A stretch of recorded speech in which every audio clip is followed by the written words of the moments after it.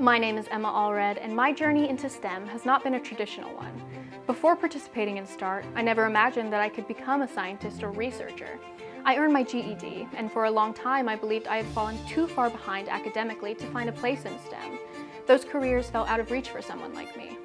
Even so, I have always been passionate about environmental conservation. I decided to take a leap of faith and apply to the START program because I didn't want fear to stop me from pursuing something I cared so deeply about. When I was accepted, I was excited, but also incredibly nervous. I struggled with imposter syndrome and questioned whether I really belong. Thanks to Professor Gibbs' guidance, I gained hands-on experience in real field research. I learned biodiversity sampling techniques like dip netting, conducted water quality testing, analyzed camera trap data, improved my scientific writing, and much more. Working alongside a professional showed me what research is really like.